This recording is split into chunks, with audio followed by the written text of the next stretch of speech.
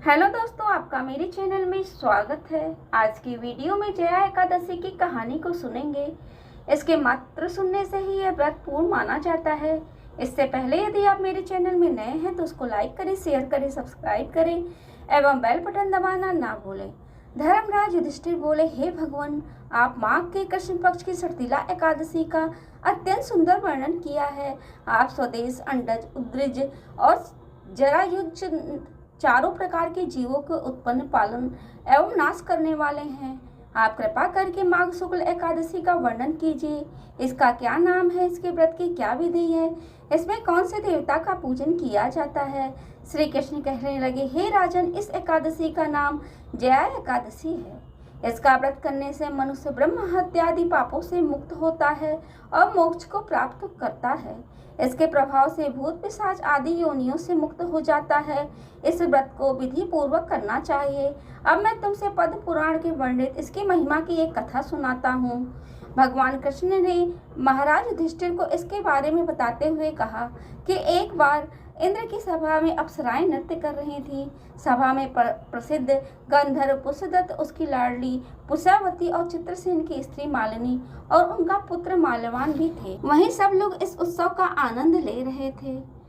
उत्सव के दौरान पुष्यवती और माल्यवान एक दूसरे पे मोहित हो गए और सभी की सभा को में उपस्थित वह अपनी मर्यादा को भूल गए।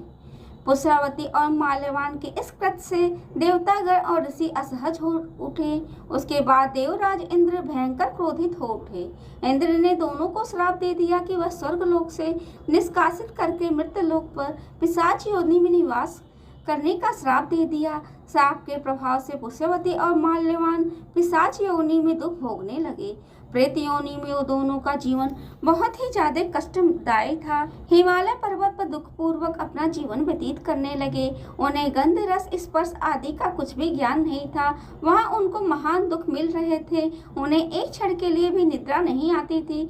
उस जगह अत्यंत शीतल था। उनके रोंगटे खड़े रहते थे और मारे शीत के उनके दांत बसते रहते थे। एक दिन पिशाच ने अपनी स्त्री से कहा कि पिछले जन्म में हमने कौन से ऐसे पाप किए थे जिससे हमको यह दुखदायी पिशाच योनि प्राप्त हुई है। इस पिशाच योनि से तो अच्छा नरक का दुख सहना ही उत्तम है। अतः हमें अब किसी प्रकार का पाप नहीं करना चाहिए। इस प्रकार विचार करते हुए वे अपना दिन व्यतीत कर रहे थे। योग से माघ के शुक्ल पक्ष की जया नामक एकादशी आई। उस दिन उन्होंने कुछ भी भोजन नहीं किया और ना ही कोई पाप कर्म ही किया। केवल फल फूल खाकर ही दिन व्यतीत किया। सायकाल से समय महान दुख से पीपल के वृक्ष के नीचे बैठ गए। उस समय सूर्य भगवान अस्त हो रहे थे। उस रात अत्यंत ठंडक थी। इस कारण दोनों शीत के मारे अधिक दुखी होकर मृत्यु के समान आपस में चिपटे हुए पड़े रहे। उस रात्रि को उनको निद्रा नहीं आई। हे राजन, जया एकादशी के उपवास और रात्रि के जागरण से दूसरे दिन प्रभात होते ही उनका पिशाच योनि छूट गया। अत्यंत सुंदर गंधर्व अप्सरा का देह धारण करके सुंदर वस्त्राभूषण से अलंकृत होकर उन्होंने स्वर्ग को की ओर प्रस्थान किया।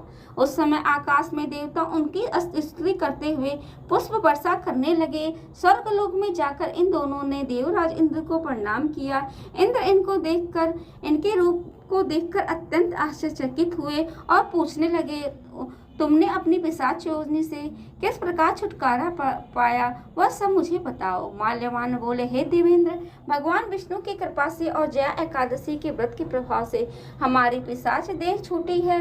तब इंद्र बोले, हे माल्यवान, भगवान की कृपा से और एकादशी व्रत करने से न केवल तुम्हारी पिशाच योनि छूट गई, वरन हम सब लोगों के लिए भी वंदनीय हो गए हो, क्योंकि भगवान विष्णु और शिव के भक्त हम लोगों के वंदनीय हैं। अतः आप धन्य हैं। आप पुष्यवती के साथ जाकर विवाह करो। श्री कृष्ण कहने लगे, हे राजा युधिष्ठिर, इस जया एकादशी के व्रत से बुरी योनि छूट जाती है।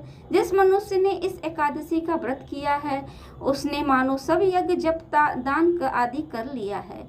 जो मनुष्य जया एकादशी का व्रत करते हैं वे अवश्य ही 1000 वर्ष तक स्वर्ग में निवास करते हैं। ऐसा मन में विश्वास रखना चाहिए। यदि आपको मेरी वीडियो अच्छी लगे तो उसको लाइक करें, शेयर करें, सब्सक्राइब करें एवं बेल बटन दबाना ना भूलें।